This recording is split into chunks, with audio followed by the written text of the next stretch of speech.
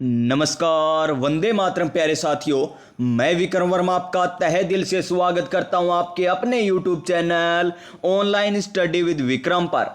तो प्यारे साथियों, अगर आप कर रहे हो पटवार एग्जाम की तैयारी तो इस क्लास को लास्ट तक लगा लेना दोस्तों, क्योंकि इस क्लास में हम करने वाले हैं क्वालिटी एजुकेशन का शानदार, जानदार और मजेदार मॉडल पेपर। जी हां दोस्तों, क्वालिटी एजुकेशन का किस प्रकार टेस्ट रहता है आपको इस क्लास में पता चल जाएगा।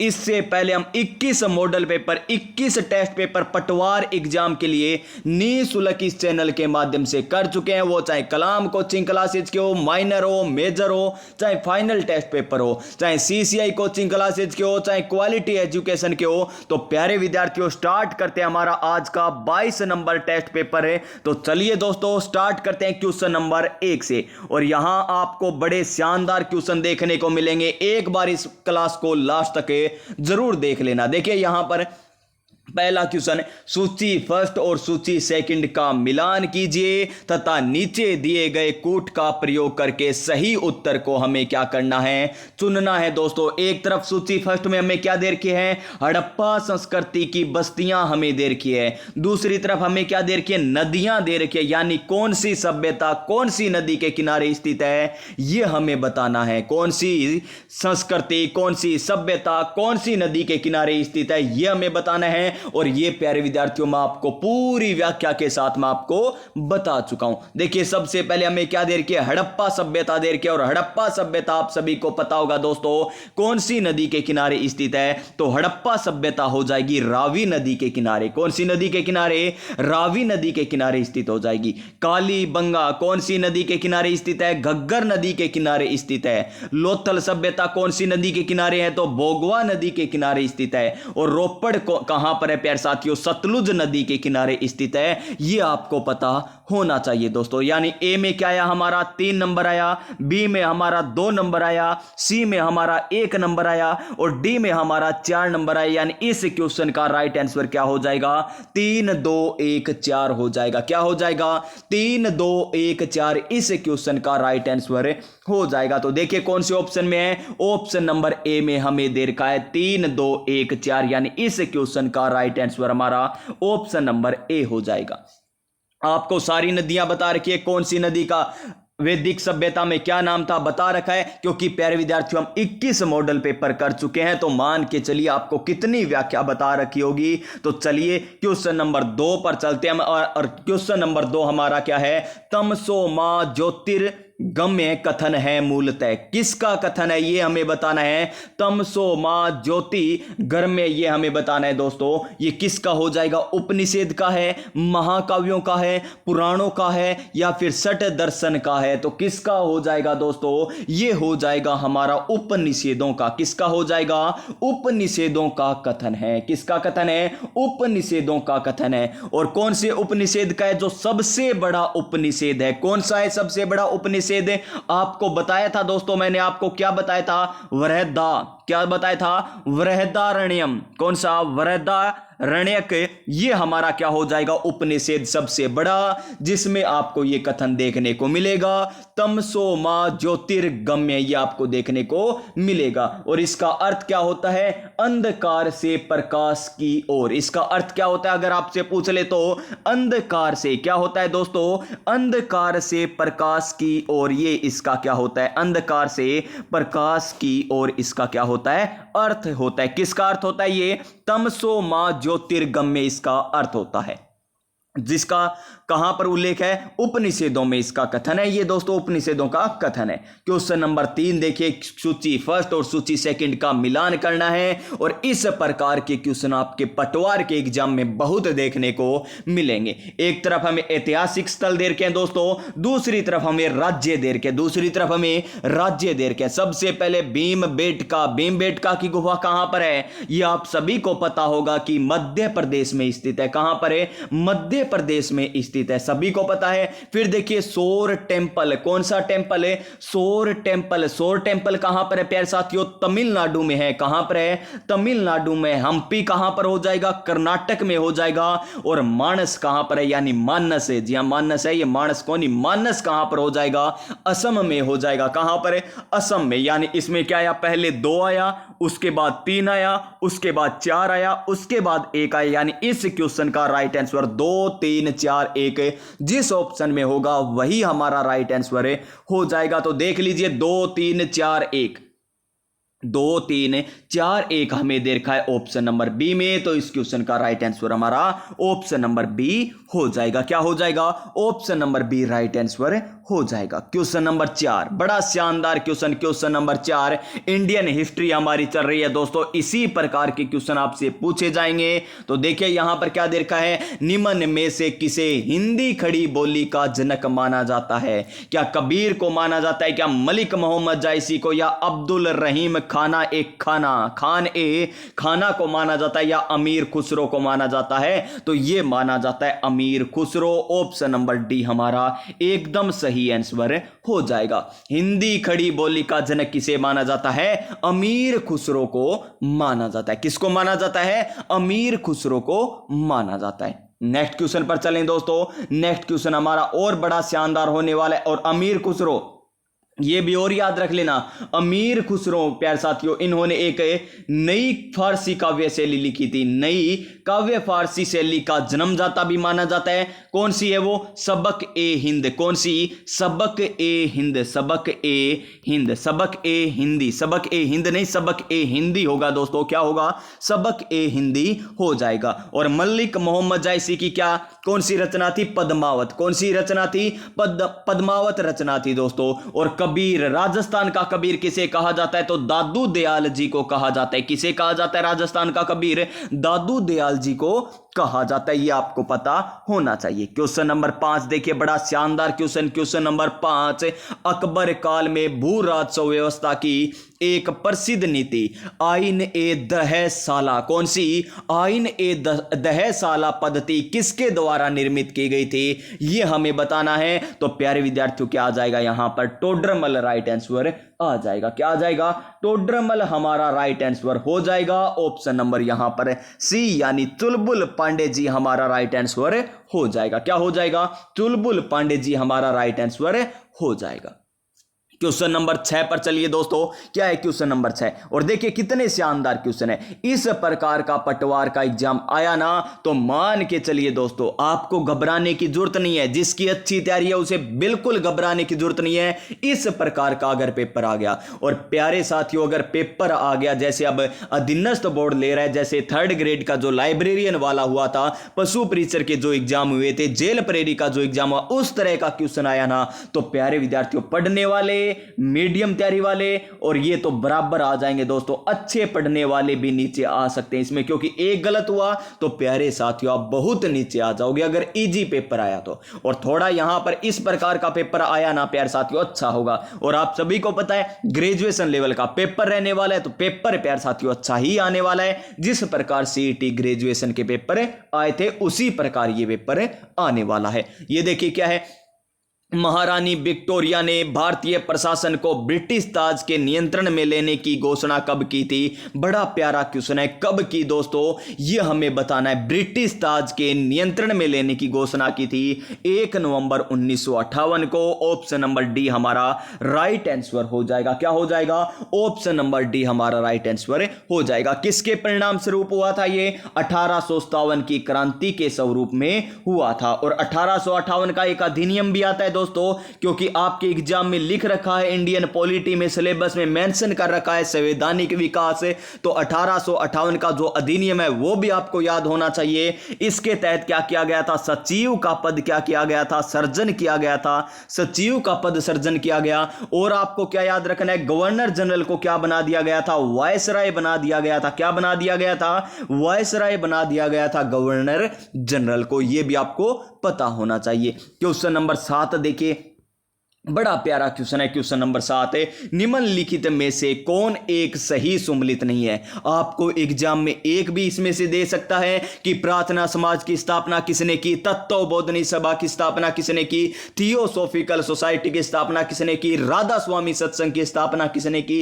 आपको एक क्वेश्चन भी इसमें पूछ सकता है। तो यहां पर देखिए सबसे पहला ऑप्शन हमें देखिए क्या बताना है, सुमेलित नहीं है। बस ये ध्यान पूर्वक पढ़ लेना दोस्तों, एग्जाम हॉल में यही हमारी सबसे बड़ी गलती होती है। इन्हीं कारणों के कारण हम क्या रह जाते हैं, 1 नंबर 2 नंबर से हम रह जाते हैं दोस्तों। अब की बार ये गलती नहीं करनी, क्योंकि अब की बार सरकारी नौकरी हमारी है सरकार। ऑप्शन नंबर ए देखिए यहां पर क्या कह रहा है, तत्वबोधनी सभा। और आप सभी को पता होगा दोस्तों, मैंने बता भी रखा है कि तत्वबोधनी सभा की स्थापना किसके द्वारा की गई थी, देवेंद्र नाथ टैगोर जी के द्वारा की गई थी। किनके द्वारा की गई थी, देवेंद्र नाथ टैगोर जी के द्वारा की गई। यहां पर हमें केशव चंद्र सेन दे रखा है, तो यह हमारा गलत हो जाएगा। क्या हो जाएगा, गलत बोले तो असत्य हो जाएगा। और हमें यही तो पूछा है कि सुमेलित नहीं है, यानी option number A right answer हो जाएगा। Option number A right answer हो जाएगा। फिर देखिए राधा स्वामी सत्संग तुलसीराम जी के द्वारा स्थापित है। प्रार्थना सभा की स्थापना आत्माराम पांडुरंग जी के द्वारा, बिल्कुल सही है। थियोसॉफिकल सोसाइटी की स्थापना एनी बेसेंट जी के द्वारा की गई, बिल्कुल सही है। यानी ये यहां पर बी सी डी ये तो हमारे बिल्कुल सही है दोस्तों। ए नंबर हमें गलत दे रखा है, तो इस क्वेश्चन का राइट आंसर ऑप्शन नंबर ए हो जाएगा। ये 7 क्वेश्चन थे हमारे किसके, इंडियन हिस्ट्री के। किसके क्वेश्चन थे, इंडियन हिस्ट्री के हमारे क्वेश्चन थे। अब आती है हमारी क्या प्यारे साथियों, करंट अफेयर्स के क्वेश्चन। किसके, करंट अफेयर्स के क्वेश्चन आते हैं। तो देखिए, निम्न में से कौन जगुआर फाइटर जेट स्क्वाड्रन में स्थायी रूप से नियुक्त होने वाली पहली महिला पायलट कौन बन गई है, यह हमें बताना है। तो कौन बन गई है दोस्तों, वो बन चुकी है मोहना सिंह। कौन बन चुकी है, मोहना सिंह बन चुकी है। कहां की रहने वाली है, लखनऊ यूपी की। और लखनऊ यूपी आप याद किस प्रकार रखोगे, लख लख बधाइयां, जो जगुआर फाइटर जेट की क्या बनी है, पहली स्थायी नियुक्ति जिन्हें मिली है महिला पायलट के रूप में, लख लख बधाइयां, लख लख बधाइयां। मोहना सिंह, यूपी की लखनऊ की तनुष्का सिंह है। कौन है, तनुष्का सिंह है दोस्तों। क्या होगी, तनुष्का सिंह होगी। कौन होगी, तनुष्का सिंह। मोहना सिंह तो अलग है दोस्तों, मोहना सिंह तो अलग है, यहां पर तनुष्का सिंह होगी। सॉरी दोस्तों, ऑप्शन नंबर ए हमारा क्या होगा, राइट आंसर हो जाएगा। क्या हो जाएगा, option number A right answer हो जाएगा। हमें जगुआर फाइटर जेट की पूछी है, जो लखनऊ यूपी की है, लखनऊ यूपी की हो जाएगी। क्योंकि प्यारे विद्यार्थियों, आपको एग्जाम में पूछा जाएगा कहां की रहने वाली है तनुष्का सिंह, कहां इनका निवास स्थान है, तो आपको लख लख बधाइयां देनी है किनको, तनुष्का सिंह जी को। तो इसका राइट आंसर हमारा ऑप्शन नंबर ए हो जाएगा। सॉरी दोस्तों, मैंने ऑप्शन नंबर बी बता दिया, गलती से बता दिया, कोई बात नहीं। क्वेश्चन नंबर नेक्स्ट पर चलिए, क्वेश्चन नंबर 9 पर। क्या है क्वेश्चन नंबर 9, कि हाल ही में किसे भारत का रक्षा लेखा महानिदेशक बनाया गया, यह हमें बताना है। तो किसे बनाया गया, यह बनाया गया है किसे, मयंक शर्मा को। किसे बनाया गया, मयंक शर्मा को बनाया गया। क्या बनाया गया है, भारत का रक्षा लेखा महानिदेशक। भारत का रक्षा लेखा महानिदेशक बनाया गया है मयंक शर्मा को। अजय सेठ को क्या बनाया गया है, वित्त सचिव बनाया गया। क्या बनाया गया है, वित्त सचिव बनाया गया है दोस्तों। और संजय कुमार मिश्रा को क्या बनाया गया है, आर्थिक सलाहकार परिषद का पूर्णकालिक सदस्य। क्या बनाया गया, पूर्णकालिक सदस्य बनाया गया है। पूर्णकालिक सदस्य किसका, आर्थिक सलाहकार परिषद का बनाया गया। वित्त सचिव अजय सेठ को, और यहां पर मयंक शर्मा जी को भारत का रक्षा लेखा महानिदेशक बनाया गया। ऑप्शन नंबर सी चुलबुल पांडे जी हमारा राइट आंसर। क्वेश्चन नंबर 10, क्या है क्वेश्चन नंबर 10 हमारा, क्वेश्चन नंबर 10 हमें देखा है कि भारत नेपाल साहित्य सांस्कृतिक महोत्सव 2025 का आयोजन कहां पर किया गया दोस्तों। तो कहां पर किया गया था, यह मथुरा में किया गया था। और मथुरा कहां पर है दोस्तों, आप सभी को पता ही होगा, उत्तर प्रदेश। राइट आंसर हो जाएगा ऑप्शन नंबर ए हमारा एकदम सही आंसर हो जाएगा। मथुरा यूपी में भारत नेपाल साहित्य सांस्कृतिक महोत्सव 2025 का आयोजन किया गया था। क्वेश्चन नंबर 11 देखिए क्या है। क्वेश्चन नंबर 11, भारत व किस देश के मध्य संयुक्त विशेष बल अभ्यास साइक्लोन आयोजित किया गया। साइक्लोन हमें बताना है। साइक्लोन कब हुआ था दोस्तों? ये हुआ था फरवरी में। कौन से महीने में? फरवरी महीने में हुआ था। और फरवरी महीने में कौन सा संस्करण था इसका? तीसरा संस्करण था। कौन सा? तीसरा संस्करण था दोस्तों। कौन सा? तीसरा संस्करण था। और कहां पर हुआ है ये दोस्तों? ये हुआ है बीकानेर में। कहां पर हुआ? बीकानेर में हुआ है। बीकानेर में ये आयोजित किया गया था भारत और मिस्र के मध्य यानी इजिप्ट के मध्य। ऑप्शन नंबर डी हमारा राइट आंसर हो जाएगा। भारत और इजिप्ट के मध्य कौन सा साइक्लोन? कौन सा साइक्लोन? फरवरी महीने में तीसरा संस्करण था। बीकानेर में इसका क्या हुआ था?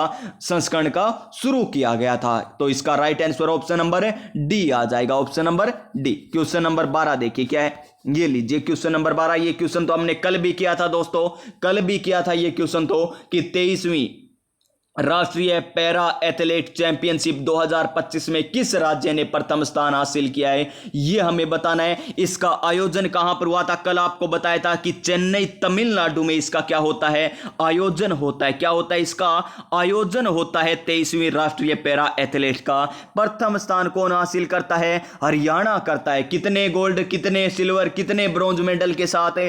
तो 49 प्लस में 32 प्लस में 26 हो जाएगा। यानी कुल मिलाकर बात करें तो 107 मेडल जीते थे। किसने? हरियाणा ने। और राजस्थान की हम बात करें तो राजस्थान ने कितना, कौन सा स्थान हासिल किया था? तो राजस्थान ने चौथा स्थान इसमें हासिल किया था। कौन सा स्थान है? चौथा स्थान हासिल किया था। किसमें? 23वीं राष्ट्रीय पैरा एथलेट चैंपियनशिप 2025 में। आयोजन कहां पर है? तमिलनाडु में। और पहला स्थान किसने?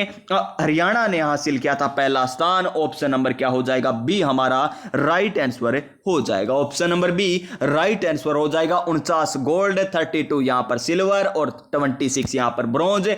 कुल मिलाकर टोटल मेडल की बात करें तो 107।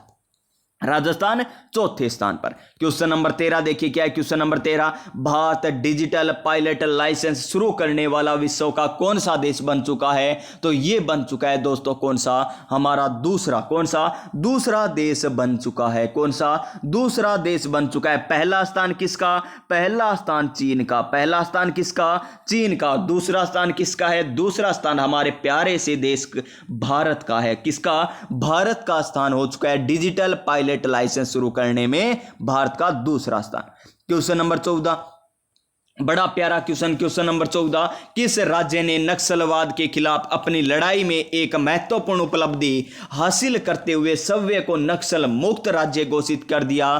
तो वो किसने कर दिया है? वो कर दिया है कर्नाटक ने। किसने? कर्नाटक ने कर दिया। ऑप्शन नंबर सी हमारा राइट आंसर हो जाएगा। Option number C right answer हो जाएगा। क्वेश्चन नंबर 15 क्या है? Question number 15, India skills report 2025 के अनुसार भारत में राष्ट्रीय रोजगार योग्यता दर कितनी है, यह हमें बताना है। तो प्यारे विद्यार्थियों कितनी हो जाएगी? क्या 55.01, 60.82 या 50% है या 54.81%? तो इसका राइट आंसर हमारा क्या हो जाएगा? ऑप्शन नंबर डी हो जाएगा राइट आंसर। और इसमें प्रथम स्थान किसने हासिल किया है? प्रथम स्थान पर कौन सा राज्य रहे? तो महाराष्ट्र प्रथम स्थान पर रहा है। दूसरा स्थान दिल्ली का रहा है। दूसरा स्थान दिल्ली का रहा है। यह भी आपको पता होना चाहिए। यह भी आपको पता होना चाहिए दोस्तों। अगर आपको ये क्वेश्चन अच्छे लग रहे हैं तो क्लास को जरूर प्यारे विद्यार्थियों लाइक जरूर कर देना। जी हाँ साथियों, लाइक जरूर कर देना भाइयों यहां पर क्लास को, क्योंकि अगर आप इस क्लास को लाइक करोगे तो मैं नेक्स्ट क्लास आएगी ना, वो नई ऊर्जा, नई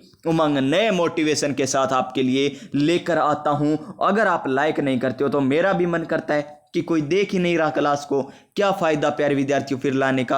आप प्यारे विद्यार्थियों अगर 1-2 भी लाइक आते हैं ना तो भी मैं आपके लिए क्लास से लेकर आता हूं। तो आप सभी लाइक करोगे तो अपने आप लाइकों की संख्या बढ़ जाएगी और ज्यादा आएंगे तो नई ऊर्जा, नई उमंग, नया मोटिवेशन। देखिए निम्नलिखित में से किस स्थान पर इंडो पैसिफिक रीजनल डायलॉग का आयोजन किया गया था, यह हमें बताना है दोस्तों। तो इसका राइट आंसर गोवा आएगा, नई दिल्ली आएगा, राजस्थान आएगा, महाराष्ट्र आएगा। तो क्या आएगा इसका राइट आंसर? इसका राइट आंसर हो जाएगा हमारा ऑप्शन नंबर बी नई दिल्ली। क्या हो जाएगा? नई दिल्ली हमारा राइट आंसर हो जाएगा। नई दिल्ली हमारा राइट आंसर हो जाएगा। क्वेश्चन नंबर नेक्स्ट, भ्रष्टाचार धारणा सूचकांक 2024 में भारत का स्थान कौन सा रहा है? भारत का स्थान कौन सा रहा है? तो 96वां स्थान रहा है। Option number A right answer. पहला स्थान किसका रहा है? डेनमार्क का रहा है। किसका? डेनमार्क का रहा है पहला स्थान।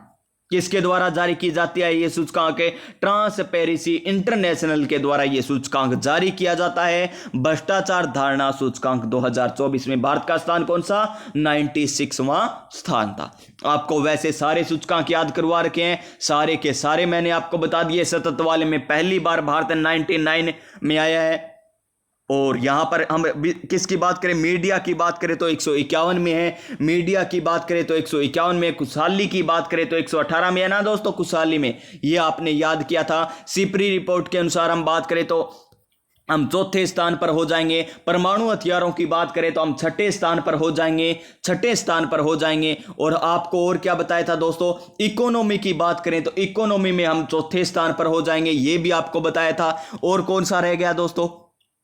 और कौन सा रह गया? और कोई याद आ रहा है क्या? चलिए दोस्तों, इतने बहुत है। नेक्स्ट मॉडल पेपर में आ जाएंगे नेक्स्ट याद। और तो देखिए क्वेश्चन नंबर 18 हमारा बड़ा प्यारा क्वेश्चन नंबर 18 लीजिए। मार्ले मिंटो सुधार का उद्देश्य क्या था? मार्ले मिंटो की बात हो रही है।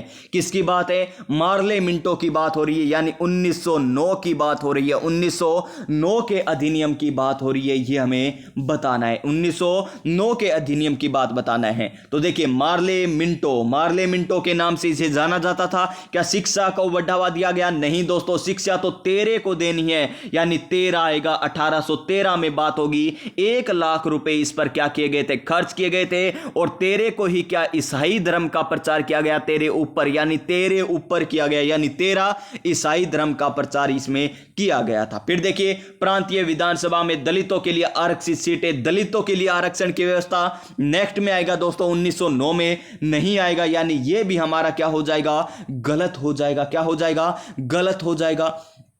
फिर देखिए मुसलमानों के लिए अलग निर्वाचन मंडल की, बिल्कुल सही है दोस्तों। मुसलमानों के लिए क्या किया गया था? अलग निर्वाचन मंडल बनाया गया था यहां पर इसी अधिनियम के तहत। ऑप्शन नंबर यहां पर सी सही है। अभी तक एक कथन हमारा सही हो चुका है, क्योंकि नीचे कूट हमें देखने को मिलेंगे। फिर देखिए केंद्रीय विधान परिषद में सदस्यों की संख्या में बढ़ोतरी की गई। नहीं दोस्तों, केंद्रीय प्रांतीय जो कार्यकारिणी परिषद थी ना, उसमें एक एक भारतीय सदस्य क्या किए गए थे? नियुक्त किए गए, यानी ये भी हमारा क्या हो जाएगा? गलत हो जाएगा। यानी इसमें केवल और केवल 3 सही हमें दिखा है, तो इसका राइट आंसर हमारा ऑप्शन नंबर सी हो जाएगा। क्या हो जाएगा?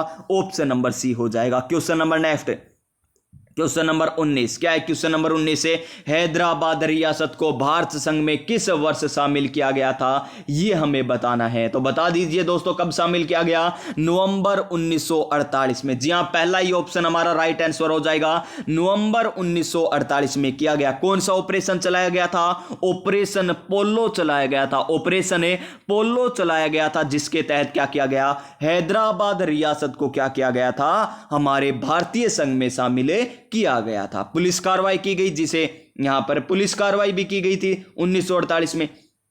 यह भी आपको पता होना चाहिए। क्वेश्चन नंबर 20 देखिए क्या है? क्वेश्चन नंबर 20, क्वेश्चन नंबर 20 हमें दे रखा है दोस्तों बड़ा प्यारा। और देखिए क्या है? भारतीय संविधान की कौन सी विशेषता अमेरिका के संविधान से ली गई है, यह हमें बताना है। अमेरिका से राष्ट्रपति का महाभियोग, बिल्कुल सही है, राष्ट्रपति का महाभियोग है अमेरिका से लिया गया, आपको पता होना चाहिए। सुदृढ़ क्या देर का केंद्रीय व्यवस्था के साथ संघवाद की बात हो रही है। संघवाद की बात आ गई तो अमेरिका की बात नहीं आएगी। यहां पर अमेरिका की बात है नहीं आएगी। उपराष्ट्रपति का पद है, जी हां दोस्तों, लिया गया है। न्यायपालिका की स्वतंत्रता यह भी अमेरिका से ली गई है। मूल अधिकार भी अमेरिका से लिए गए हैं। वित्तीय आपातकाल भी अमेरिका से लिया गया है। न्यायिक पुनरावलोकन भी किससे लिया गया है? अमेरिका से लिया गया है दोस्तों। यह भी आपको पता होना चाहिए, यह भी आपको पता होना चाहिए। मूल कर्तव्य रूस से लिए गए, मूल कर्तव्य रूस से लिए गए। नीति निर्देश तत्व आयरलैंड से लिए गए हैं। राष्ट्रपति के निर्वाचन की जो प्रक्रिया होती है वो कहां से ली गई है? वो आयरलैंड से ली गई है दोस्तों।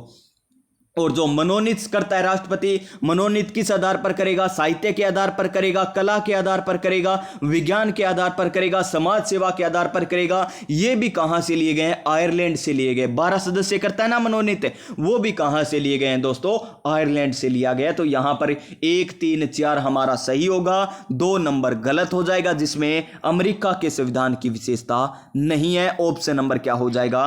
डी हमारा राइट आंसर हो जाएगा। क्या हो जाएगा? ऑप्शन नंबर डी हमारा राइट आंसर हो जाएगा। Next question, question number 21। क्या है क्वेश्चन नंबर 21? बड़ा प्यारा सा क्वेश्चन, क्वेश्चन नंबर 21 है, राष्ट्रपति के आपात शक्तियों के संबंध में त्रुटिपूर्ण कथन को अंकित कीजिए। त्रुटिपूर्ण जो कथन है उसको हमें अंकित करना है। तो देखिए, अनुच्छेद 352 के अधीन कोई आपात उद्घोषणा राष्ट्रपति तब तक नहीं करेगा जब तक संघ की मंत्रिपरिषद उसे ऐसी उद्घोषणा के लिए क्या कर दे? लिखित में सहसूचित न करे। लिखित में क्या न करे? सहसूचित न करे। क्या ये बात सही है दोस्तों? ये बात हो जाएगी गलत, गलत हो जाएगी। पहला ही कथन क्या हो जाएगा?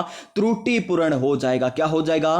पहला ही कथन क्या हो जाएगा? हमारा त्रुटिपूर्ण हो जाएगा दोस्तों। क्या हो जाएगा? त्रुटिपूर्ण हो जाएगा। क्योंकि प्यारे विद्यार्थियों, यहां पर उद्घोषणा की आवश्यकता नहीं है, राष्ट्रपति अपने आप लगा सकता है। हाँ, 1 माह के अंदर अंदर है ना, संसद द्वारा स्वीकृति जरूरी होती है दोस्तों। 1 माह के अंदर अंदर संसद की स्वीकृति जरूरी होती है। फिर देखिए, अनुच्छेद 356 की बात करें, इसके अधीन की गई आपात उद्घोषणा को न्यायिक पुनरावलोकन किया जा सकता है। बिल्कुल सही है ये बात। तो फिर देखिए, अनुच्छेद 356 के अधीन की गई आपात उद्घोषणा को लोकप्रिय रूप से राष्ट्रपति शासन माना जाता है। बिल्कुल सही है, राष्ट्रपति शासन इसे कहा जाता है। राजस्थान में 4 बार राष्ट्रपति शासन लगा है। एक 1967 में लगा है, एक 1977 में लगा है, एक 1980 में लगा है और एक 1992 में लगा है। यहां पर राज्यपाल कौन थे इस समय? आपको ट्रिक बता रखी है, संपूर्ण वेद रघु रेड्डी। याद हो चुके होंगे अब तक आपको, संपूर्ण वेद रघु रेड्डी। ये ट्रिक ही हमारी है, संपूर्ण वेद रघु रेड्डी, यानी संपूर्णानंद सबसे छोटा राष्ट्रपति शासन, वेदपाल त्यागी, रघुकुल तिलक और एन चेन्ना रेड्डी यहां पर नाम बड़ा तो राष्ट्रपति शासन भी सबसे बड़ा हो जाएगा। ये भी हमारा सही है। फिर देखिए, वित्तीय आपात आज तक जारी नहीं किया गया है, ये बात भी हमारी सही है, यानी इसमें ए ऑप्शन आएगा जो हमें त्रुटिपूर्ण हमें दे रखा था। क्वेश्चन नंबर नेक्स्ट देखिए, क्या है क्वेश्चन नंबर नेक्स्ट? देखिए क्वेश्चन नंबर 22। ये अभी आपको क्वेश्चन बताया था मैंने, राज्यसभा के मनोनीत सदस्यों के विशेष ज्ञान के संदर्भ में संविधान में वर्णित सही समय को पहचानिए। कितने सदस्यों को मनोनीत करता है राष्ट्रपति? 12 सदस्यों को करता है। कितने सदस्यों को? 12 सदस्यों को मनोनीत करता है। कुल कितने सदस्य होते हैं? कुल 250 सदस्य होते हैं राज्यसभा में, जिसमें से 238 तो क्या होते हैं? 238 तो क्या हो जाएंगे दोस्तों? यहां से आ जाएंगे संघ और राज्य क्षेत्रों से आ जाएंगे, और 12 क्या करेगा? राज्यपाल मनोनीत करता है। और यह मनोनीत की प्रक्रिया कहां से ली गई है? आयरलैंड से ली गई है। कहां से? आयरलैंड से ली गई है। और साहित्य के आधार पर संस्कृति, यहां पर संस्कृति आ गया दोस्तों, संस्कृति तो नहीं आएगा यहां पर। फिर देखिए, कला है, ठीक है, साहित्य है, ठीक है, समाज सेवा है दोस्तों, राजनीति नहीं है, साहित्य है, कला है, संस्कृति नहीं है, साहित्य, विज्ञान, कला, समाज सेवा, बिल्कुल सही है। Option number D right answer हो जाएगा। कितने प्रकार हैं? 1, 2, 3, 4 आधार पर मनोनीत करता है राज्यपाल। कितने आधार पर? 5 आधार पर। 5वां कौन सा हो जाएगा? सहकारिता हो जाएगा। राज्यपाल भी तो मनोनीत करता है ना, कहां पर करता है? विधान परिषद में करता है, आपको पता होना चाहिए। सहकारिता और जुड़ जाएगा राज्यपाल में, 5 हो जाएंगे, राष्ट्रपति के लिए 4 हो जाएंगे। ठीक है। क्वेश्चन नंबर 23 देखिए, भारत के उच्चतम न्यायालय, ये ध्यानपूर्वक पढ़ लीजिए, उच्चतम न्यायालय की बात हो रही है। किसकी बात हो रही है? उच्चतम न्यायालय की बात हो रही है। और पहली महिला न्यायाधीश पूछिए, न कि हमें मुख्य पूछिए, बस इसी को ध्यान रखना है। यहां उच्चतम दे रखा है, यहां मुख्य में नहीं दे रखा, बस इसी को ध्यान में रखना है। तो देखिए, उच्च न्यायालय की बात करें तो प्रथम महिला मुख्य न्यायाधीश कौन है? लीला सेठ है। ये तो क्या हो जाएगी? उच्च न्यायालय की हो जाएगी लीला सेठ जी। कहां की? उच्च न्यायालय की मुख्य न्यायाधीश हो जाएगी। ठीक है। और फिर देखिए, हमें क्या दे रखा है? हमें दे रखा है मीरा साहिब, क्या दे रखा है, मीरा साहिब और फातिमा बीबी दे रखा है। मीरा साहिब और फातिमा, मीरा साहिब तो नहीं है दोस्तों, फातिमा बीबी है। क्या है, फातिमा बीबी है। तो ये क्या हो जाएगी, प्रथम महिला न्यायाधीश हो जाएगी। क्या हो जाएगी, प्रथम महिला न्यायाधीश हो जाएगी। और अन्ना चांडी की बात करें तो ये प्रथम महिला क्या हो जाएगी, मुख्य न्यायाधीश हो जाएगी। ठीक है, ये आपको पता होना चाहिए दोस्तों। तो इसका राइट आंसर क्या हो जाएगा, इसका राइट आंसर हो जाएगा हमारा ऑप्शन नंबर सी हो जाएगा। क्या हो जाएगा, option number C right answer हो जाएगा। क्वेश्चन नंबर नेक्स्ट देखिए क्या है, question number next 24 number question. ये लीजिए 24 नंबर क्वेश्चन। हमें क्या करना है, इनको काल क्रम में व्यवस्थित करना है। क्या करना है, काल क्रम में व्यवस्थित करना है। सरकारिया आयोग, कौन सा आयोग है, सरकारिया आयोग। आप सभी को पता होगा कि मार्च 1983 में आता है और 1987 में अपनी रिपोर्ट सौंप देता है, ये आपको पता होगा। प्रथम प्रशासनिक सुधार अधिनियम आयोग कब आया था, आप सभी को याद होना चाहिए कि 5 जनवरी 1966 को आता है। पुंछी आयोग तो प्यारे विद्यार्थियों 27 अप्रैल 2007 को आता है। 27 अप्रैल 2007 को पुंछी आयोग आता है। और राजमन्नार आयोग की बात करें तो यह आता है सितंबर 1969 में। तो देखिए सबसे पहले इसमें क्या आएगा, सबसे पहले हमारा आ जाएगा, ये आ जाएगा प्रथम प्रशासनिक सुधार आयोग, यानी 2 नंबर सबसे पहले आ जाएगा। उसके बाद क्या आ जाएगा, हमारा 4 नंबर आ जाएगा। उसके बाद हमारा 1 नंबर आ जाएगा और उसके बाद 3 नंबर आ जाएगा। क्या आ जाएगा, 3 नंबर। तो इसका राइट आंसर 2 4 1 3 हो जाएगा। 2 4 1 3 हमें ऑप्शन नंबर बी में दे रखा है, ऑप्शन नंबर बी में दे रखा है। तो देखिए सबसे पहले हमने 7 क्वेश्चन किए दोस्तों, किसके, हमने इंडियन हिस्ट्री के किए। फिर 10 क्वेश्चन किसके किए, हमने करंट अफेयर के किए। अब हमने प्यारे विद्यार्थियों इंडियन पॉलिटी के 7 क्वेश्चन कर लिए, यानी 24 क्वेश्चन अब तक हमारे हो चुके हैं। क्वेश्चन नंबर 25 से हमारा स्टार्ट होते हैं इंडियन जियोग्राफी के क्वेश्चन। क्या है, निम्नलिखित में से असत्य कथन हमें बताना है, असत्य कथन हमें बताना है। तो देखिए दोस्तों असत्य कथन है, भारत का अक्षांशीय व देशांतरीय विस्तार क्रम से 8 डिग्री 4 मिनट उत्तरी से लेकर 37 डिग्री 6 मिनट व 68 डिग्री 7 मिनट पूर्व से लेकर 97 डिग्री 25 मिनट पूर्व है। ये बात सही है क्या दोस्तों, क्या ये बात सही है, बिल्कुल सही है दोस्तों, ये बात हमारी सही हो जाएगी। भारत का उत्तर से दक्षिण विस्तार 3 2 1 4 है, बिल्कुल सही है। और वो कैसा है प्यारे विद्यार्थियों, पूर्व से पश्चिम वाला 2 9 3 3 हो जाएगा, 2 9 3 3 हो जाएगा। और इनके अंतर की बात करें कि 327 से अभी देख लेते हैं। 3 2 1 4 को अगर आप घटाकर देखोगे तो कितना आता है, 13 में से 4 जाए हमारा कितना हो जाएगा, यहां पर 13 में से 4 जाए हमारा कितना हो जाएगा, 13 में से 4 जाए, 3 तो वे हो गए, 6 हमारे ये हो गए, तो 9 होता है दोस्तों। कितना होता है, 9 होता है। कितना होता है, 9 होता है। फिर देखिए यहां पर 2 बच गया, 1 आ गया। फिर इधर 9 में से जाए तो 7 आ गया, 719 हो गया। 2 अच्छा ठीक है, 2 9 3 3। देखिए किस प्रकार हम घटा रहे हैं, देखिए 3 2 1 4 में से क्या घटाएंगे, 2 9 3 3 घटाएंगे दोस्तों। यहां पर 4 में से 3 जाए 1, इधर जाएगा ये 11 में से 3 जाए कितना हो जाएगा, 11 में से 3 जाए हमारा कितना हो जाए 8। और फिर यहां पर आ जाएगा हमारा 11 में से 9 जाए कितना 2, यानी 281 आना चाहिए था, 327 दे रखा है, तो ये गलत हो जाएगा, यानी ऑप्शन नंबर सी हमारा राइट आंसर हो जाएगा। फिर देखिए यहां पर कुल क्षेत्रफल की बात करें कि 2.4% है, बिल्कुल सही है जी। Question number next 26 number question, धौलाधर श्रृंखला अवस्थित है, कहां पर है धौलाधर श्रृंखला अवस्थित, ये हमें बताना है। तो देखिए क्या शिवालिक हिमालय में स्थित है, या पूर्वांचल हिमालय में है, या वृद्ध हिमालय में है, या लघु हिमालय में है। तो इसका राइट आंसर क्या हो जाएगा, हमारा लघु हिमालय हो जाएगा, option number D right answer हो जाएगा।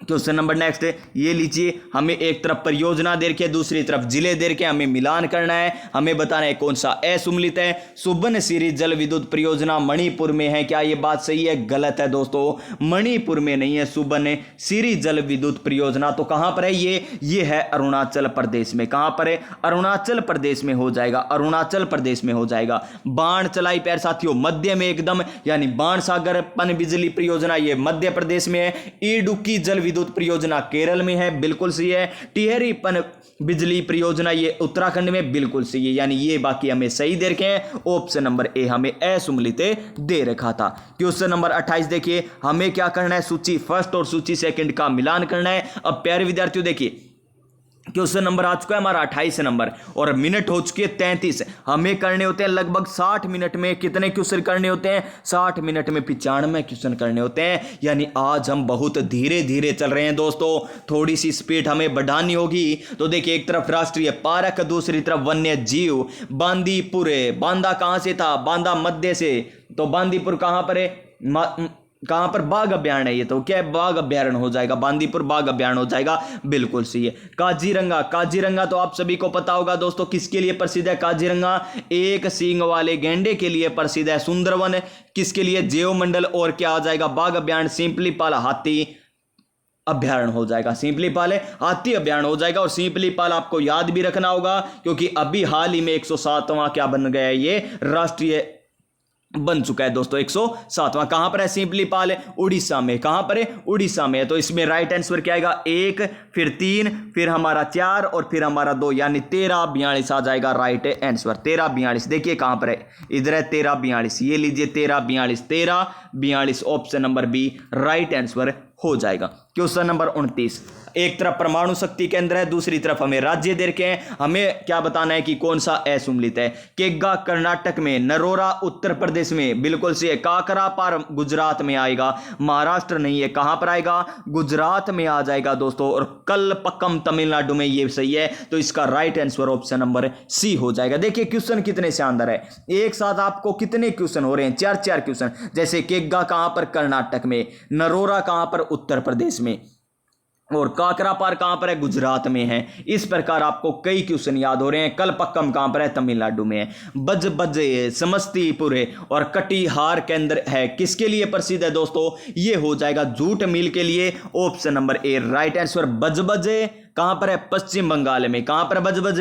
पश्चिम बंगाल में। समस्तीपुर कहां पर है? बिहार में। कटिहार कहां पर है? बिहार में। ये किसके लिए है? जूट मिल से संबंधित है। Option number A right answer हो जाएगा। क्वेश्चन नंबर 31 देखिए क्या है? क्वेश्चन नंबर 31 हमारा, पारिस्थितिकी तंत्र में कितने प्रकार के पारिस्थितिकी पिरामिड होते हैं? ये हमें बताना है। तो कितने प्रकार के होते हैं? 3 प्रकार के पिरामिड आपको देखने को मिले। एक तो जीव संख्या के आधार पर है, एक प्यारे विद्यार्थियों जीव भार के आधार पर है, और एक ऊर्जा के आधार पर। एक ऊर्जा के आधार पर। कौन कौन से हो जाएंगे? 3 आपको याद रखना है। एक तो संख्या के आधार पर है, एक भार के आधार पर है, और एक ऊर्जा के आधार पर। ये 3 प्रकार के पिरामिड आपको देखने को मिलते हैं। क्वेश्चन नंबर 32 देखिए, ये हमारा राजस्थान हिस्ट्री का क्वेश्चन आ चुका है। कालीबंगा के संदर्भ में हमें क्या बताना है? सत्य कथन का चुनाव करना है। कालीबंगा का उत्खनन अमलानंद घोष ने 1954 में किया। पहला तो गलत हो जाएगा क्योंककि 1952 में इनके द्वारा तो खोज की गई थी। 1952 में इनके द्वारा खोज की गई थी। और उत्खनन का कार्य तो 1961 से लेकर 1969 तक किसके द्वारा किया गया? बीबी लाल और बीके थापर जी के द्वारा किया गया था। जूते हुए खेत और दोहरी खेती के साक्ष्य मिले, बिल्कुल सही है। और डॉक्टर दशरथ शर्मा ने क्या कहा? कालीबंगा को सिंधु घाटी सभ्यता की दूसरी राजधानी कहा है। गलत हो जाएगा, दूसरी नहीं दोस्तों, तीसरी राजधानी कहा है। तो इसमें केवल एक ही कथन सही है, 2 नंबर। तो देखिए इसका राइट आंसर क्या हो जाएगा? केवल 2 हो जाएगा। ऑप्शन नंबर सी हमारा राइट आंसर हो जाएगा। क्वेश्चन नंबर 33, ये लीजिए क्वेश्चन नंबर 33 हमें क्या दे रखा है? असत्य कथन को चुनिए दोस्तों। तो चुन दीजिए असत्य कथन को। क्या है? यहां पर कवि श्यामल दास ने वीर विनोद में लिखा कि बप्पा रावल राजा का नाम नहीं अपितु खिताब था। क्या ये बात सही है दोस्तों? क्या ये बात सही है? फिर देखिए मेवाड़ महाराणा तेज सिंह के समय भूताला का युद्ध हुआ था। भूताला का युद्ध हुआ था किसके समय? मेवाड़ महाराणा तेज सिंह के समय। फिर देखिए तेज सिंह की पत्नी जेतल देवी ने चित्तौड़गढ़ में हर्षपुर नामक बसाया था। क्या ये बात सही है? ये हमें बताना है। तो प्यारे विद्यार्थियों देखिए यहां पर क्या हो जाएगा? यहां पर क्या हो जाएगा दोस्तों? भूताला का युद्ध। तो ये वाला तो गलत हो गया। भूताला क्योंकि ये तो जेतर सिंह के समय था। जेतर सिंह ने इल्तुतमिश को यहां पर पराजित किया था। इल्तुतमिश को पराजित किया था जेतर सिंह ने 1227 में। ये तो हमारा गलत हो गया दोस्तों। और तेज सिंह की पत्नी जेतल देवी ने चित्तौड़गढ़ में हर्षपुर नामक गांव बसाया था। ये बात भी गलत हो जाएगी क्योंकि ये अल्लट की पत्नी ने हरिया देवी ने हर्षपुर बसाया था। ये बात भी गलत है। अब 1 नंबर रह गया दोस्तों, 1 नंबर। क्या ये बात सही है या गलत है? देखते हैं दोस्तों, 2 और 3 तो गलत है, 2 और 3 गलत है। देखते हैं 2 और 3 कौन से ऑप्शन में दे रखा है, इससे पता चल जाएगा। 2 और 3 साथ में है, ये एक नंबर नहीं आएगा, न हमारा बी आएगा न, और हमारे पास 2 ऑप्शन बच गए, हमारे पास 2 ऑप्शन है बच गए, 2 और 3। ठीक है ना दोस्तों, तो 2 और 3 ही लगा लीजिए इसका आंसर। क्या लगा लीजिए, 2 और 3 ही हमारा राइट आंसर हो जाएगा। एक नंबर हमारा क्या है, सत्य है। एक नंबर क्या है, सत्य ही है दोस्तों। कवि श्यामल दास ने वीर विनोद में लिखा, ये तो मुझे पता है कि बप्पा रावल राजा का नाम नहीं अपितु क्या थी, उपाधि या खिताब था। ये बात तो सही है, वीर विनोद श्यामल दास, ये रचना भी बिल्कुल सही है। कवि श्यामल दास की रचना वीर विनोद है, बिल्कुल सही है। क्या इसी में उल्लेख है, ये अब मेरे ध्यान में नहीं आ रहा दोस्तों, सॉरी इसके लिए। ध्यान में नहीं आ रहा तो नहीं आ रहा दोस्तों, क्या कर सकते हैं। ऐसे तो है नहीं मैं आपको गलत बता दूं। यहां पर ऑप्शन नंबर सी रख लीजिए और इसका आंसर देखते हैं। अगर सही हुआ ना तो मैं कोई कमेंट नहीं करूंगा, नहीं हाँ सही हुआ तो कोई कमेंट नहीं करूंगा। अगर मैंने गलत बता दिया कि इसका डी आना चाहिए था तो मैं आपको कमेंट करके बता दूंगा, ठीक है ना। मेरे हिसाब से बिल्कुल सही है ये, option number C right answer आ जाएगा। फिर देखिए, मारवाड़ का प्रसिद्ध गुड़ला नृत्य की शुरुआत है मारवाड़ के किस शासक के समय हुई थी। तो किस शासक के समय हुई थी, ये हुई थी सातल देव के समय हुई थी ना, सातल देव के समय हुई थी। कब आता है ये गुड़ला नृत्य, चैत्र माह में, चैत्र कृष्ण अष्टमी को किया जाता है, गुड़ला नृत्य किया जाता है, गुड़ला नृत्य किया जाता है। और अजमेर का कौन था, वो सूबेदार मल्लू खां के सेनापति गुड़ले खां को पराजित किया था, किसने, सातल देव ने। कौन से युद्ध में, कोसाणा का युद्ध था। कौन सा, कोसाणा का युद्ध था, कोसाणा के युद्ध में पराजित किया था दोस्तों। क्वेश्चन नंबर नेक्स्ट, एक तरफ त्योहार दे रखे हैं, दूसरी तरफ सूची हमें सेकंड में माह दे रखे हैं, हमें इनका मिलान करना है। कर दीजिए दोस्तों। श्रावण अमावस्या को क्या अहोई अष्टमी आएगी क्या, नहीं अहोई अष्टमी तो अष्टमी को आएगी, ये मिलान कर दीजिए सबसे पहले तो। फिर देखिए श्रावण अमावस्या को क्या आती है, हरियाली अमावस्या आती है। ये देखिए अमावस्या को अमावस्या मिला लीजिए, पूर्णिमा को पूर्णिमा मिला दीजिए, दशमी को दशमी मिला दीजिए। देखिए क्वेश्चन कितना ईजी है, कितना इजी क्वेश्चन बन गया ये। अगर आगे ये दसवीं, ये तेजा दसवीं आना ही आना था दोस्तों, आना ही आना था। ये नहीं आएंगे तो मिलाएंगे कैसे, तेजा दसवीं, यहां पर तेजा तेजा आता तो मिलाते कैसे दोस्तों। तो देखिए ये बिल्कुल सही हो गया ना। ए में क्या आया, 4 नंबर आया, बी में हमारा 3 नंबर आया, सी में हमारा 2 नंबर आया, डी में 1 number. 4 3 2 1, 4 3 2 1, option number A right answer हो जाएगा। नेक्स्ट क्वेश्चन, क्वेश्चन नंबर 36, केसरिया जी का मेला, केसरिया जी का मेला कहां पर लगता है। तो केसरिया जी का मेला कहां पर लगेगा दोस्तों, केसरिया जी दुलेव कहां पर लगता है, दुलेव गांव उदयपुर में लगता है, option number B right answer हो जाएगा। दुलेव उदयपुर में लगता है, ऑप्शन नंबर बी हो जाएगा राइट आंसर। कब लगता है, चैत्र कृष्ण अष्टमी को लगता है, चैत्र कृष्ण अष्टमी को लगता है। और केसरिया जी को काला जी के नाम से भी जाना जाता है, और ऋषभ देव जी की काली मूर्ति है यहां पर, कहां पर, ऋषभ देव जी की काली मूर्ति है। क्वेश्चन नंबर 37 देखिए क्या है, रामदेव जी के बारे में हमें बताना है, सत्य कथन की पहचान करनी है। रामदेव जी के बारे में सत्य कथन बताना है। इन्होंने कामड़िया पंथ की स्थापना की, बिल्कुल सही है। इस पंथ के लोगों के द्वारा 13 ताली नृत्य किया जाता है, बिल्कुल सही है। रामदेव जी ने मूर्ति पूजा का विरोध किया था, बिल्कुल सही है। और हम मूर्ति पूजा करते हैं दोस्तों, आप सभी को पता ही है। और रामदेव जी ने कहा मूर्ति पूजा मत कीजिए, मत कीजिए, और हम रामदेव जी की मूर्ति की पूजा करते हैं, आप सभी को पता ही होगा। यहां पर ऑप्शन नंबर सी आ जाएगा राइट आंसर। इनका जन्म उंडू काश्मीर बाड़मेर जिले में हुआ था।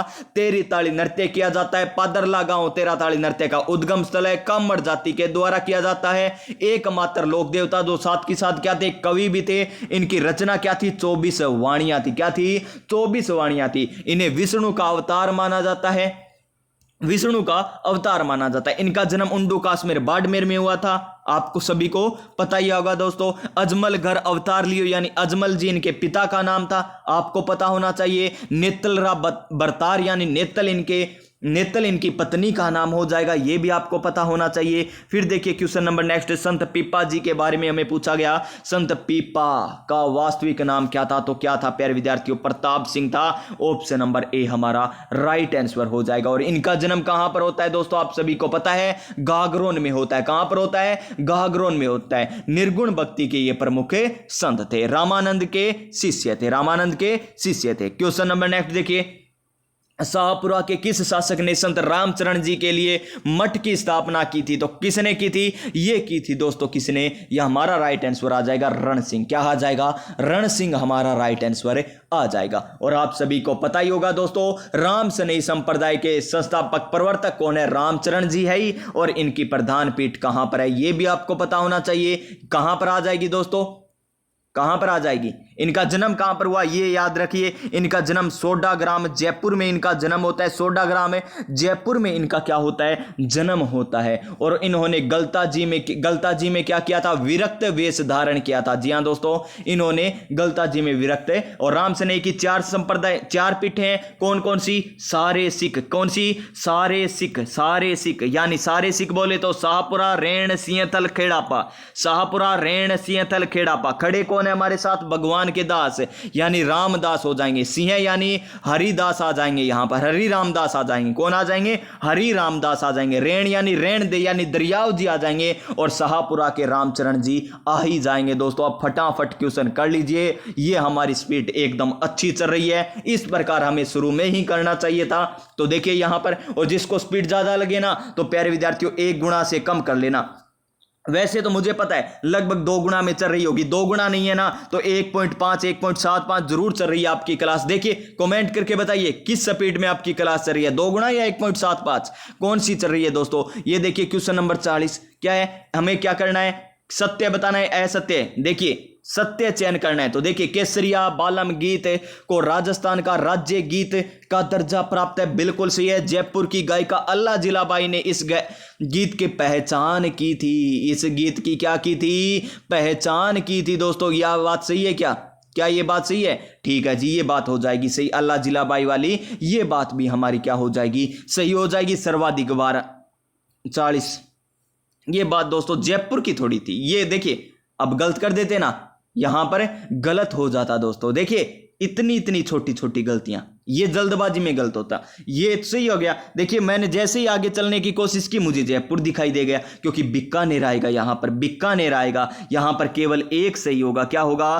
केवल एक ही सही होगा। देखते हैं कौन से ऑप्शन में, कौन से ऑप्शन में है दोस्तों। ये हमें केवल ऑप्शन नंबर ए में दे रखा है, तो इसका राइट आंसर ऑप्शन नंबर ए हो जाएगा। चलिए थोड़ी मॉडरेट स्पीड रख लेते हैं। जिस प्रकार पेपर आता है ना मॉडरेट, वो स्पीड रख लेते हैं, बीच विचाले वाली। तो देखिए क्वेश्चन नंबर 41, जैसलमेर क्षेत्र में बच्चे के जन्म के समय गाया जाने वाला गीत कौन सा है? कौन सा गीत है? हालरियो, जच्चार, गोगरीर, फलसड़ा, फलसड़ेड़ा। तो कौन ले आया जी? बटाऊ ले आया। अब कौन ले आया? बटाऊ ले आया। यानी ये घर में कोई मेहमान आता है ना, फलसड़ेड़ा तब गाया जाता है। फिर देखिए हालरिया, हालरिया हुलराए, पूत सिखावे पालने, मरण मडाई माए। जी हां दोस्तों हालरिया गीत है। क्या इसका राइट आंसर? जी हां दोस्तों हालरिया गीत इसका राइट आंसर हो जाएगा। राइट आंसर हो जाएगा। और बच्चे के जन्म पर जच्चा गीत भी गाया जाता है, परिवार में गाया जाता है। ठीक है जी, ये भी आपको पता होना चाहिए। और फल सड़ेड़ा तो प्यारे साथियों विवाह के अवसर पर जब मेहमान आते हैं वे लाते हैं फल सड़े हुए लाते हैं, ये आपको पता ही होगा। क्वेश्चन नंबर 42 देखिए, लाते नहीं, ट्रिक है दोस्तों, लाते नहीं है फल सड़ेड़ा, लाते नहीं है दोस्तों। क्या आप लेकर जाते हो? कहीं नहीं लाकर जाते ना, तो आपके लिए कौन लेकर आएगा? ये देखिए क्वेश्चन नंबर 42, मांगणियार लोक गायन शैली के संदर्भ में असत्य कथन बताना। असत्य कथन बताना है तो बता दीजिए असत्य कथन। क्वेश्चन नंबर 42 में असत्य कथन, यह बाड़मेर जैसलमेर के मांगणियार जाति के द्वारा मांगलिक अवसर पर गाए जाने वाला लोक गायन शैली है। बिल्कुल सही है। सदिग्ध खां मांगणियार में लोक कला व अनुसंधान परिषद की स्थापना उदयपुर में की थी।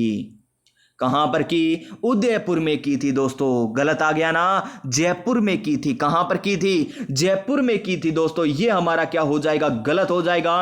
और देखिए इसमें वाद्य यंत्र है कमायचा और खड़ताल वाद्य यंत्र, बिल्कुल सही है दोस्तों। कमायचा और खड़ताल वाद्य यंत्र है। 6 राग और 36 रागनियां, बिल्कुल सही है। तो यहां पर ऑप्शन नंबर बी क्या हो जाएगा हमारा? मांगणियार लोक गायन शैली से संबंधित है। ऑप्शन नंबर बी गलत हो जाएगा। यह बात सही है कि सदिक खान मांगणियार ने क्या किया था? लोक कला व अनुसंधान परिषद की स्थापना की थी। कहां पर की? ये जयपुर में की। कब की? 2002 में की थी। कब की? 2002 में की। नाहर नृत्य आप सभी को पता ही होगा, बच्चे को पता होगा नाहर नृत्य। नाहर नृत्य राजस्थान के किस क्षेत्र का प्रसिद्ध है? तो भीलवाड़ा आ जाएगा। शाहपुरा भीलवाड़ा का आ जाएगा दोस्तों। कौन सा? भीलवाड़ा हो जाएगा। यहां पर मंडल भीलवाड़ा आ जाएगा। और होली के अवसर पर किया जाता है। होली के अवसर पर किया जाता है। क्वेश्चन नंबर 44, ये लीजिए राजस्थान पॉलिटी का क्वेश्चन आ चुका आपके स्क्रीन पर। क्या है?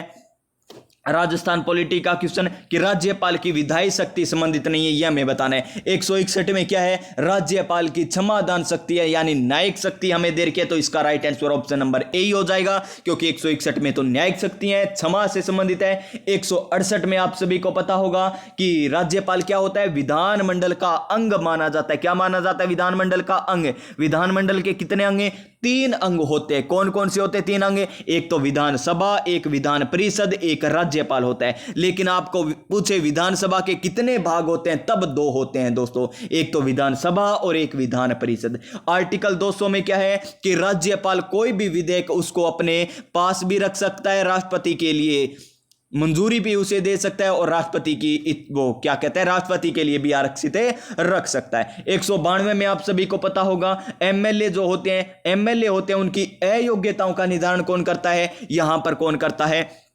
भ्रष्टाचार के आधार पर कौन करता है, राज्यपाल करता है। लेकिन 191 में विधानसभा अध्यक्ष करेगा किसके आधार पर है, दल बदल के आधार पर, यानी ये बाकी तो सभी क्या हो जाएंगे, हमारी विधायी शक्तियां हो जाएगी, लेकिन 161 क्या है, न्यायिक शक्ति हो जाएगी। Option number A right answer हो जाएगा। क्वेश्चन नंबर नेक्स्ट देखिए क्या है कि किस संविधान संशोधन अधिनियम के तहत राज्य मंत्रिपरिषद में मंत्रियों की अधिकतम व न्यूनतम संख्या निर्धारित की गई, तो 91 संविधान संशोधन कब हुआ था, 2003 में हुआ था। कितनी की गई थी अधिकतम, 15% की गई थी दोस्तों। कितनी की गई, 15% अधिकतम की गई। न्यूनतम कितनी की गई, 12 की गई थी। मंत्रियों की संख्या न्यूनतम कितनी, 12, अधिकतम कितनी, 15%। यानी राजस्थान में कितने हो सकते हैं अधिकतम मंत्री, 15 इंटू में 15 बटा नहीं, ये हो जाएगा 200 सीटें हैं टोटल, तो यहां पर आ जाएगा 30, यानी मुख्यमंत्री सहित टोटल 30 हो सकते हैं। कितने हो सकते हैं, 30 हो सकते हैं। और न्यूनतम कितने हो सकते हैं, 12 हो सकते हैं। और मुख्यमंत्री के अतिरिक्त पूछे तो कितने हो जाएंगे, 29 और 11। ये भी आपको ध्यान में रखना है, शब्दों का जरूर ध्यान रख लेना एग्जाम में। नेक्स्ट क्वेश्चन देखिए कि 200 सीटों पर चुनाव कब संपन्न करवाए गए थे पहली बार, तो 200 सीटों पर कब करवाए गए थे दोस्तों, छठी विधानसभा 1977 1900। ये क्वेश्चन देखिए दोस्तों, अब भी मैं लगा देता यहां पर ऑप्शन नंबर डी, और यहां पर 1982 है, यहां 1977 से 1980 है, तो इसका right answer option number C आएगा। अगर इस प्रकार के ऑप्शन एग्जाम में आ गए ना, तो बहुत से साथी, बहुत से भाई यहां पर है, क्या कहते हैं वो, क्या कहते हैं, गिलिट्टी खाने वाले हैं दोस्तों। इन क्वेश्चनों में क्या खाने वाले हैं, गिलिट्टी खाने वाले हैं। इसका right answer option number C आ जाएगा। पहली विधानसभा में कितने थे, 160 ही थे। पहली विधानसभा में कितनी सीटों पर हुए, 160 पर हुए थे, आपको पता होना चाहिए। क्वेश्चन नंबर नेक्स्ट, हमें एक तरफ उच्च न्यायालय संबंधी प्रावधान दे रखे हैं, दूसरी तरफ अनुच्छेद दे रखे हैं, तो हमें क्या करना है, मिलान करना है। तो कर दीजिए दोस्तों मिलान। न्यायाधीशों की नियुक्ति का प्रावधान किसमें है दोस्तों, नियुक्ति मिलेगी, नियुक्ति मिलने वाली है दोस्तों, नियुक्ति करवा दीजिए ना, नियुक्ति करवाइए दोस्तों।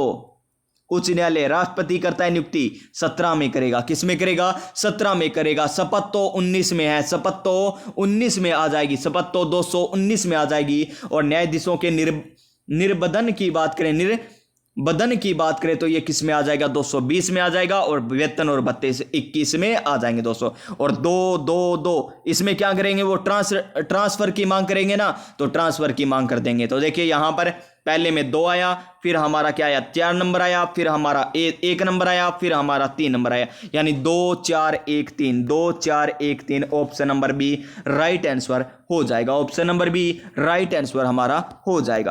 क्वेश्चन नंबर 48, बड़ा प्यारा क्वेश्चन, क्वेश्चन नंबर 48 से पंचायती राज संस्थाओं से संबंधित क्वेश्चन है। तो देखिए क्या बताना है हमें कि पंचायती राज संस्थाओं के संबंध में निम्नलिखित कथनों में कौन सी सिफारिश अशोक मेहता समिति की नहीं है, यह हमें बताना है। कौन सी नहीं है, देखिए मेहता समिति ने पंचायती राज के 3 चरण बताए थे, क्या यह बात सही है, 3 चरण बताए थे दोस्तों, 3 चरण बताए थे, बिल्कुल बात सही है। मेहता समिति ने, अशोक मेहता, पहला याद तो कीजिए कब आई थी ये समिति, कब गठन किया गया, अशोक मेहता, ता यानी 7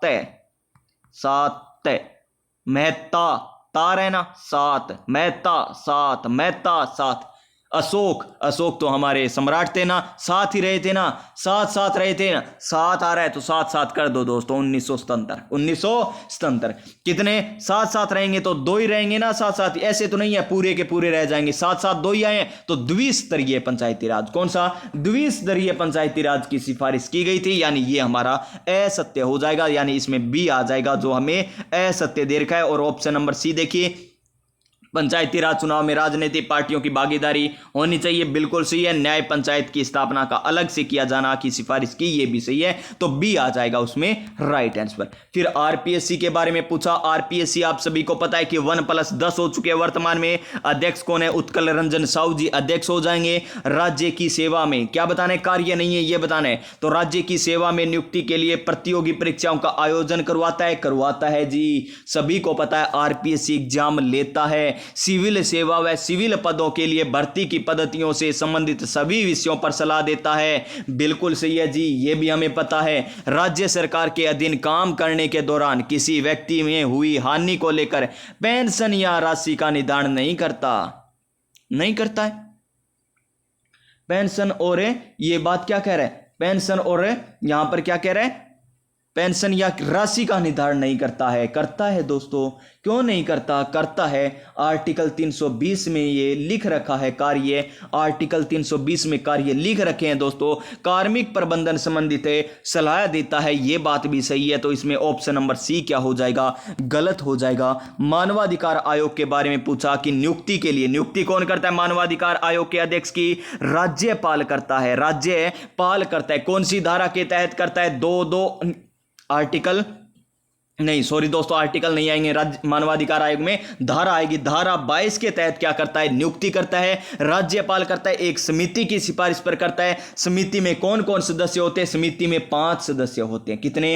5 सदस्य होते हैं दोस्तों। कौन कौन होता है? मुख्यमंत्री अध्यक्ष होता है, विधानसभा अध्यक्ष होता है, विपक्ष का नेता होता है, गृह मंत्री होता है, और प्यारे विद्यार्थियों अगर विधान परिषद है ना तो उसके अध्यक्ष और विपक्ष के नेता भी होते हैं। हमारे यहां पर विधान परिषद है नहीं तो ये आएगा नहीं, तो 3 आ जाएंगे हमारे यहां पर, मुख्यमंत्री, विधानसभा अध्यक्ष और विपक्ष का नेता, और यहां पर आ जाएंगे यहां पर गृह मंत्री भी, एक गृह मंत्री भी आ जाएंगे। राज्यपाल नहीं होता, राज्यपाल तो नियुक्ति करता है। Option number B right answer आ जाएगा। क्वेश्चन नंबर 51 क्या है? क्वेश्चन नंबर 51 राज्य निर्वाचन आयोग। दोस्तों आज बहुत क्वेश्चन कम हुए हैं, क्योंकि हम प्यारे विद्यार्थियों लगभग 61-62 मिनट में हम क्वेश्चन कर देते हैं दोस्तों, 95 क्वेश्चन कर देते हैं। आज हमारी यहां पर कितनी मिनट हो चुकी है दोस्तों? 55 मिनट हो चुकी है।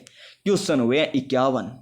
बड़े अफसोस की बात है, पटवार का एग्जाम एकदम सर पर है, इतने धीरे चले आज दोस्तों। तो देखिए राज्य निर्वाचन आयोग के संबंध में सही कथन नहीं है। निर्वाचन आयोग यह एक संवैधानिक संस्था है, बिल्कुल सही है।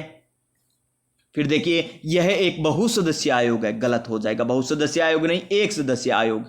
क्या है? एक सदस्यीय आयोग होता है दोस्तों। और आप सभी को पता होगा कि आर्टिकल 243 के और आर्टिकल 243 ZA ये किससे संबंधित है? ये निर्वाचन आयोग से संबंधित है। ये तो पंचायती राज से हो जाएंगे और ये नगरीय निकायों से हो जाएंगे, ठीक है ना। इनका कार्यकाल 5 वर्ष और या 65 वर्ष जो भी पहले हो वो होता है। और प्यारे विद्यार्थियों योग्यता का संविधान में उल्लेख नहीं कर रखा, और यहां पर निर्वाचन आयुक्त होता है, ये आप सभी को पता ही है।